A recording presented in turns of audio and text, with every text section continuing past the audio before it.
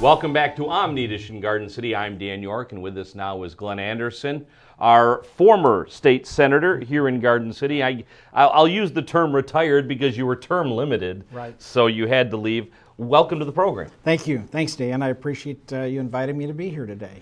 We wanted to just spend some time with Mr. Anderson, especially now that he has left Lansing, talk about his career and talk about some of your plans.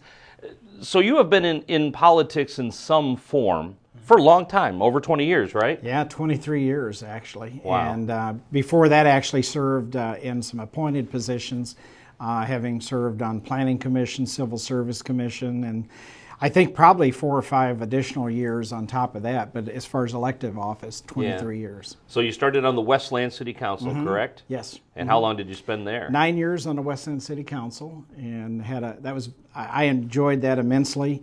There's no better contact with the people that you represent than when you're serving at the local level, because as the old saying goes, it's where the rubber meets the road. Yeah. So whenever you're going into a grocery store or wherever you're at, hardware store, whatever, people will certainly come up to you and let you know what they're thinking, and so it really does give you an opportunity to get feedback from the people you're representing. Yeah, you can't hide when you're a local elected official. Absolutely not.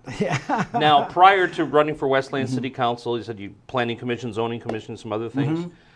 What got you into this sort of field? What got you into community activism? Well, I've always wanted to serve. I guess it may harken back to the days as a child when I was in the Scouts, and never became an Eagle Scout. We moved quite a bit as I was growing up. My parents were divorced, and my dad raised 3 boys, which was quite an accomplishment back then, as it is at any time. But I noticed the other day a young couple with 3 boys that were all within about a year and a half of each other, and I said, boy, I just couldn't take that on. But give my dad kudos for that. But I started back in those days, as a scout. I guess it probably instilled a public service in my blood and gave me that desire. And my grandmother and some of my relatives would take me to all these political events when I was a little boy of probably about 6 years old, and it probably started about that time because I remember going to events that were to support the state or the U.S. senator at that time, Estes Kefauver in Tennessee, and John Kennedy. Of course, he was campaigning for him in Tennessee. So that was probably where it all started. So that's where you grew up? Yeah, in Tennessee. Lived there until 1968, and then we lived 1 year in Dayton, Ohio, and then I came to Michigan with my dad, of course, and my 2 brothers. We came here. My dad went to work for Ford Motor Company. Okay. This is probably the story with thousands and thousands of people. And then I followed sort of in his footsteps with Ford Motor Company and worked there for 28 years at the Wayne Assembly. Before I was actually working there at the time. I served on the Westland City Council, and then I left there once I was elected to the legislature. Okay. And you were active in the UAW when you worked at Ford? I was a union steward full-time for a few years, and then decided I would carry that over to public office. So that kind of gave you your political experience, I guess, or kind of helped develop a template for you? Yeah, it actually did, and provided a lot of contacts for later on, and I enjoyed serving even in that position. And then going on to city council, I really enjoyed that. But before I even got to city council, I backed a number of candidates that were running for local office, got to know them. My wife and I got involved in the Goodfellows and other organizations, local groups, Civitans and others, and really enjoyed that, made a lot of friends. And as you know, when you have children that are active in figure skating and hockey, that even expanded our number of friends even much larger. And so it's been a great run. I'm not ready to hang it up yet, but anyway, we'll talk about that maybe. And so you end up running for the state house. Now configuration of the districts has changed over the years, and actually that's what brought you to be our state senator, I believe. But when you first ran for State House, what was your district? When I first ran for the State House, it was in the previous district, of course, before the 2000 census necessitated redrawing the lines. But actually I had the same district as Tom Kelly did. Okay. I believe when he left, well, actually I had a portion of his district. It was actually Eileen DeHart that I succeeded in the House. Okay. And there was a little piece of Garden City actually in the district, as I recall. And it was and there was a piece of Westland that was not part of the district. And I actually had a piece of Canton Township. It was very random. Sometimes it was very random. Once the redistricting took place, sure. And my first redistricting in the legislature, it added. It actually took off the other two portions of the district, Canton and a little bit of Garden City, and became whole just entirely Westland. It was the only district in the entire Michigan House that was just one city. Yeah. Wow, that's very so unique. We had a large enough population that we were sure. able to fit into the to the restrictions of the population. What is a district, right? About 100,000? It can vary. I think it's up from 85 to 90-something thousand. Okay. And Westland fell within that. It was at 85,000 at that time. Yeah. Very good. Yeah. Right. So you served 3 terms. Is that what you can serve in the House? You can serve 3 2-year terms, which is what I served in the House, and that was from. Was elected in 2000 to an open seat, and took office in 2001. Served there until I ran successfully for the Senate, so I served from 2001 to end of 2006. Right. And at 2006, then I ran for the Senate. Okay. And what was your district for the Senate, and did it change at all while you were a state senator? No, it actually stayed the same the entire time I was in the Senate. Okay. And so it had Garden City, of course, Westland, Garden City, Redford, and Livonia. Okay. And it had the entire communities, each one of those communities, the entire cities. All right. And township in the case of Redford. Well, talking about your career in Lansing as a whole, proudest accomplishments, things you're happiest about during those years there? You know, I guess I would have to, even though this legislation did not have my name on it, my role and my effort on behalf of making this come to fruition, I think was something I'd probably have to say would be had the greatest effect on the greatest number of people, and that was the Medicaid expansion in Michigan. And I was on a work group that met all summer when everyone else was gone and taking vacations, and well, not that they are all on vacation certainly, but when they were not in Lansing, there was a work group that was formed, and I had to actually ask to be on the work group because the majority leader was getting a lot of criticism for not having a Democrat on the committee, and I reminded them of the fact that they needed our votes to be able to get this passed, and the governor wanted this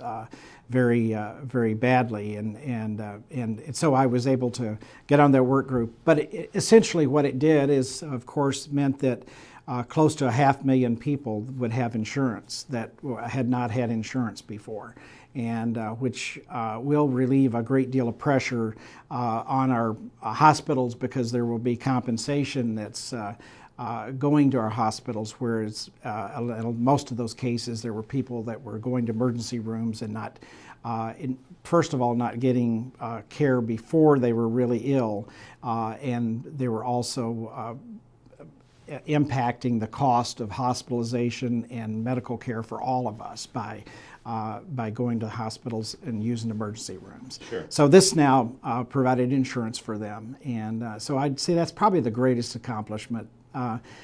Somewhat less than that would probably be something that I think is just as important, but it's bullying in our schools.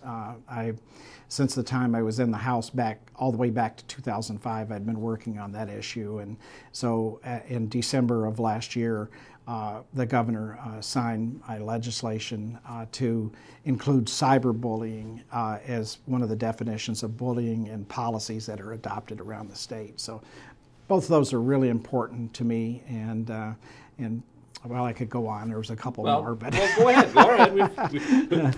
You're retired. Well, we have time. Well, I appreciate it. Well, I mean, people. I guess I could use this as an opportunity to make a pitch for it. There is a license plate that I was responsible for with the help of certain support of other legislators, but I initiated the bill that would create a pink ribbon license plate, we called it, but it's a breast cancer awareness license plate. Believe it or not, when I was really surprised that Michigan did not have a plate where all the money would go to breast and cervical cancer prevention and care. So I was able to get this bill introduced and passed. If you see pink ribbon license plates going around, Michigan ones, that's originated with my legislation. Okay. So I'm proud of that too. So that'll help a lot of people, not just women, very rarely, but occasionally men do get breast cancer. It'll benefit all of the people in Michigan that may not have had coverage of any kind to get preventative care and treatment. So we're, those are, I guess, three things that I feel real. But like I said, the first one would probably be the largest impact. Sure. What about your biggest frustrations during your time in Lansing? The politics, I guess, is probably most anyone would tell you that sometimes that the majority party, whoever's has the majority, sometimes it's not a matter of whether or not an issue or a bill is a good bill. It's a matter of the politics involved. So that's very frustrating sometimes because you go to Lansing, I think, with the belief that everyone should come together on issues that are really important, that will benefit a lot of people and make our state a better place to live. And you come away from it, or once you're there, and certainly in hindsight, you look back and you say, it just doesn't work that way sometimes. Sure. And it's about the majority, who's in the majority and who holds the gavel, whether or not a bill even comes up for discussion. Yeah. So that was a frustrating part of it. Now, since there are term limits, and which means 6 years maximum in the State House and 8 years in the Senate. 8 in the Senate. 8 years maximum in the Senate. That means there is constant turnover. Yes. Which means that the folks that stay there, the lobbyists or some of the other folks that are permanent fixtures in Lansing, probably have a bigger say than they would otherwise. Absolutely, and those that are, as you mentioned, those that are not elected, staff that have been there for years, and every time there's a transition, when there's people that are term limited out, there's quite a scramble for those people to find positions with other legislators that are coming in. But as a result of the term limits, people are leaving that have experience and understanding of issues, and there is a complexity to the position and issues that are coming before you that sometimes it does take years to learn what those issues are, how they affect different segments of our state population. So it is that was also a sense of frustration, I think, but it was something that we knew when we went in that we had to live with, that we had to work around as much as we could. But there is always that great turnover, and about this time of year, because they've started a new term in January, you will see legislators that are just their heads are spinning, the new ones that are coming in, because they're trying to balance a new schedule of learning the committees, the issues. The lobbyists are all trying to come in to get acquainted with the new legislator coming in and to basically make them aware of the issues that they're working on, but also to learn a little bit about that legislator. So that is, I think, a great disservice to the state, the term limits as short as they are.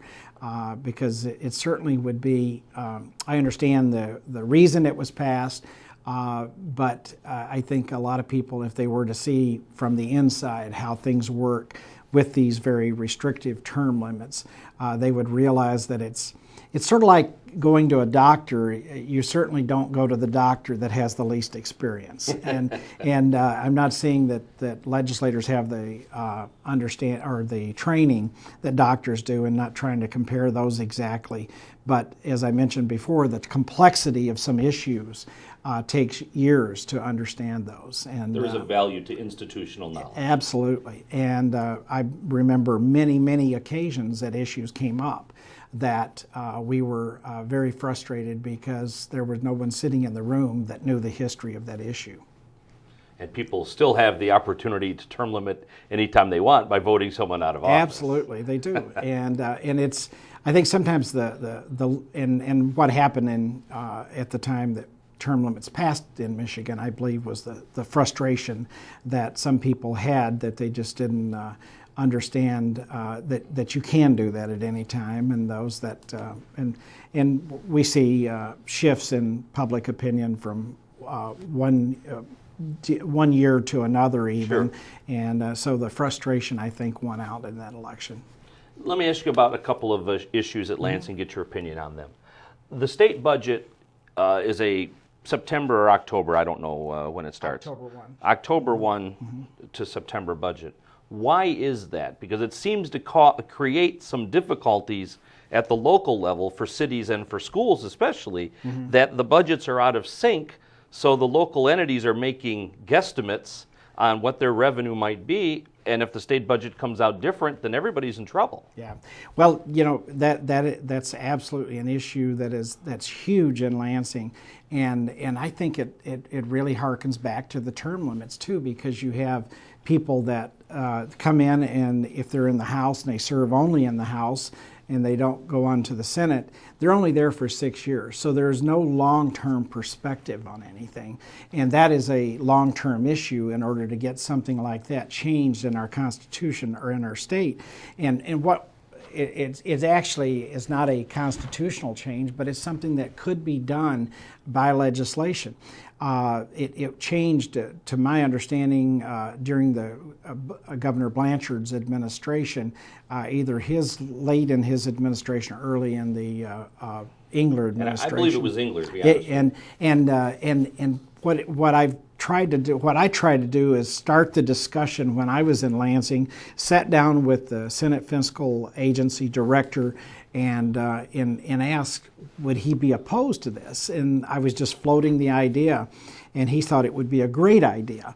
But it's a matter of the reason they did it and when they did it was to basically balance the budget by. But it was a one-time gimmick, right? Yeah, it was a one-time gimmick, but we've been suffering, and school districts and cities have been suffering from. It was to balance the budget that one time. Yeah. And now we pay the price. They've never gone back to that schedule. Sure. And once they did it, it's been, as I said, something that our local units of government and school districts have lived with ever since, and it's caused them a problem.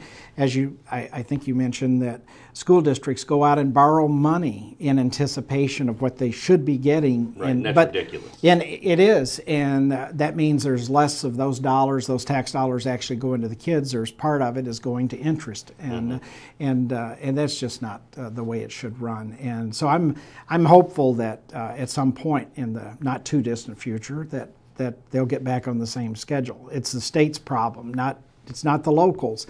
They're suffering because of it, but it was a problem created by the state. Because I believe the state charter or the state constitution requires the cities and the schools to stay with that July 1 start date for their budget, so they can't even go in line with the state. No. That's not allowed. No, and like I said, my proposal that I was floating, it was to get the state to go back, and they could even do it over a period of three budget years to move it up a month every time. Yeah, minimize the impact on the state budget. They could do it that way, and that would make it. In the end, it would be a lot better for our local units of government, our schools. Yeah, absolutely. Let's talk a little bit about our schools' education.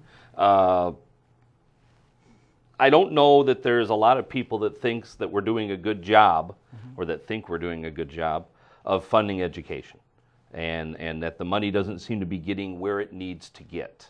And with the proliferation of charter schools, there's been more flight out of the public schools into these charter schools, and now that money that wasn't enough to start with is even being spread thinner. What are your thoughts on how Lansing handles funding education in this state? You know, from the time that I arrived in Lansing in 2001, there's been a consistent shifting of resources away from public schools, and it's been very frustrating for me because I've always been a strong advocate for public schools, because I believe that in our society, and I'm talking about on a larger scale, not just at the local level, but the benefit to having a strong public school system is something that I think a lot of people underestimate the value in that. And I think it's very damaging and could eventually cause severe societal problems for our country by not supporting our public schools like we have failed to do in Michigan. And as you mentioned, from the time that I got into the legislature, we've seen charter schools just now there's no lid, there's no cap on the number of charter schools that can be created in Michigan. And so we've seen a shift from public schools that are basically focused on educating the child, and not to say that charter schools, some of them aren't focused on educating the child, but they're profit-based. And to me, education should not be something that someone gets rich on.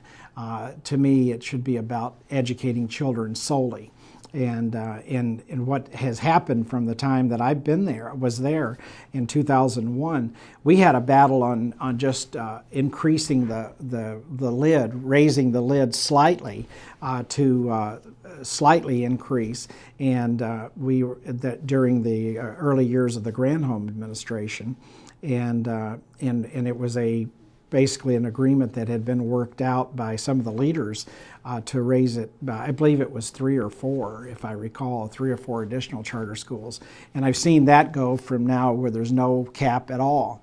And as you mentioned earlier, we take the same amount of money, or with slight increases, and slice it in smaller pieces. If you envision a pie and slice it in smaller slices all the way. And so even though more dollars may be going to education, it's cut up so many pieces and spread so thin that districts that have all of these costs that have been built into education for years, the buildings and utilities, it continues to mean there's less dollars going to each child. And legacy costs. Yes, those legacy costs. And like I said, the buildings, maintaining buildings that are older in most cases. So yeah, it's much less for each child. What do you feel about Proposal 1? And I think there's a distinct misunderstanding in the public as to what Proposal 1 is supposed to be. I mean the new Proposal 1, I guess, not the one that set up Headley in our right. tax structure, but the Proposal 1 that's on the budget or on the ballot for May. Ballot. Yeah. Now let me try to pitch this to you, and you tell me if I have it right. Okay. The way I understand it is the gas tax, or the gas now, has sales tax. Mm-hmm. Sales tax would be removed. The gas tax would be raised to approximately that point, or maybe even a little bit higher. But 100% of any tax raised on gasoline would go to roads. And then the sales tax is designed to replace that money that is lost to cities and schools from the elimination of sales tax on gas. Is it that simple, or is it not that simple? It's a little bit more complex than that. The Free Press, the Detroit Free Press, a week or two ago had a pretty good article with a good breakdown on it. I'd recommend anyone take a look at that, and you can do it online. But it's archived online, so you can see it. But it's pretty close to what you said. I think there's a great misunderstanding, and it's being pushed by the folks that are opposing the proposal, that I think when you try to confuse people, they tend to then vote against something if we don't understand it, and I've done that myself. And what they're trying to say is that there was a lot of giveaways in the bill, and all the money that's being produced by the increase in sales tax and these changes are not going to transportation. Well, that's true because, as you mentioned, part of it is to make up for the loss in the sales tax being removed from gasoline that are currently going to schools and to local governments. And so that was part of a deal to offset a portion, and it does not entirely offset the losses to local governments and school districts. So once again, we're cutting our schools, even if this proposal passes. So it is not the proposal I would have liked to have seen. I would have liked to have seen the legislature step up and do their job. Because this could have been done without a vote of the people. Absolutely, it could have been, and I was very reluctant to support even any proposal that let the legislature off the hook, that they didn't do their job. But the majority refused to sit down and really work out a comprehensive package. There could have been a comprehensive package to deal with truck weight limits and other issues that were just completely off the table. They did not want to deal with any of those seriously. But it came down to the last week of session, the last couple of days before the end of session last year, and this was the only proposal that we had to vote on. But it was not a choice, I don't believe, of most people that were sitting there. But it turned out to be negotiation between the Speaker of the House and the majority Senate leader and the governor's office. And I think the governor's office was pretty frustrated by that point, and they were willing to settle for anything. And so this is certainly not the best proposal. But on the other hand, it was all we had to vote on, one opportunity to vote on something to get something started. If it does not pass, the prospect, I think, of getting something done about our roads is probably very iffy, and I just don't see the legislature, because the legislature is even more conservative now than they were last year. So I think, and if they look at it, there's a lot that look at what the voters are saying, and they will interpret a rejection of this as a mandate to them not to increase taxes in any way. So I think they'll be very reluctant to do anything to deal with their roads. If this were to pass, are you saying that the money that is available for cities and schools that originally was coming from the 6% sales tax on gas would be even if this did pass, it would be less money going to the cities and to the schools? It is not 100%. It's not 100% makeup. For my understanding, what we had to look at before we voted, it is not 100%, but it's very close. Okay. And it's certainly better than what was originally proposed. The House had originally proposed, the Speaker had originally proposed just eliminating it entirely and using that money. I mean, eliminating the sales tax and increasing the gas tax. And so that was, like I said, this was an improvement over what he had proposed, because it did make up most of the revenue to the locals and to the school districts. So that's why you'll find most of them are supportive of it. But there's people all over the board. There's pushback on this proposal, and part of it, I believe, is probably a lack of understanding of what the legislation. It's very complex, and the article that was in the Free Press will give you a sense of the complexity. And you had one legislature pass this proposal, and then another legislature take office. So many of the people that are in Lansing now are not the people that voted for this proposal in the first place. Exactly. So every time you have that turnover and that change, then there's people, of course, that come in with different ideas. And there were actually some people that were elected to the House, especially, that are folks that are Tea Party supporters, that are extremely conservative, and there's even a larger number now that have taken signed pledges never to raise taxes. So when you have that mechanics working in the legislature, it becomes very difficult to get anything done. That's why I think that would be unlikely that there would be a backup proposal. And when it comes to Lansing, are there two different states? Is there Metro Detroit and everybody else? There is, and it's interesting, and that's once again with term limits. I think legislators don't get to understand what's happening in other parts of the state like they should. If there were no term limits, because there would not be this rush just to get everything done that they want to get done. I think there would be a greater effort to reach out and learn what's happening in other parts of the state and what their needs are and what their concerns are. And so we have, one of the proposals that could have been part of this fix with transportation funding is just simply if we had changed Act 51 so that the distribution of money that we're currently getting would be distributed based on miles driven rather than miles of road. Right now it says that if you live in Roscommon County, I'm not picking on them, but or Wayne County, you get the same dollars. Because they have the same amount of physical road. Right, exactly. And so the traffic, though, is probably 1/80th of what we see on our roads here, if even that. And so there's much more destruction to our roads because of our manufacturing base, heavy trucks, and just the sheer number of cars on the road. That there should be no comparison we should not be funding roads as we currently are.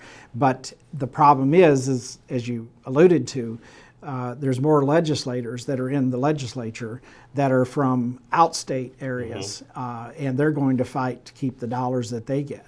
So it's something that needs to be put before the voters to change that in the Constitution and to make it absolute certain that it's distributed on a much fairer basis rather than miles of road, but miles driven. Speaking of roads, Michigan has, of any urban state, probably the worst mass transit setup in the country because it's non-existent. It's a couple of failed bus systems, and that's about it. Yeah. The streetcar they're going to throw on Woodward Avenue, which was only going to go from either New Center to downtown, or it doesn't even go out to 8 Mile, I don't think. No. Do people in Michigan want mass transit? Do they want public transportation, or do they not even want it? Because it's constantly discussed, but we've done nothing. They took the streetcars out of Detroit in the 50s, and that's it. That was the end of it. Yeah, we are at such a disadvantage over some of the other large cities, comparable cities.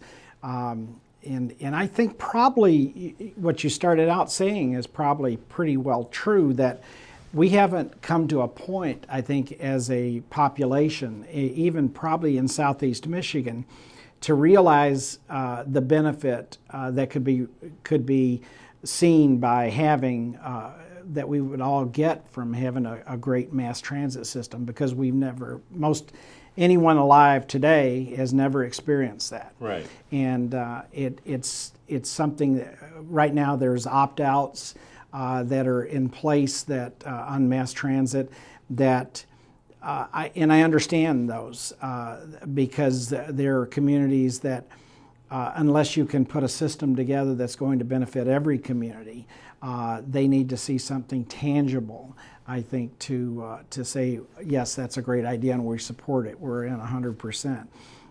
But if you travel to any city, such as a comparable city, a large city, and these are examples of larger cities, actually, Chicago, Boston, Washington, D.C., and you look at their systems. I've ridden on all their systems, and it's just amazing the benefit. I mean, just the fact that you don't have to look for a parking spot. And it's second nature to those people. Absolutely. As you said, those 3 cities you mentioned, I've been in all of them in the last 5 years, and in all of them, that's just what you do. Yeah. They don't give it a second thought, and that's what they do.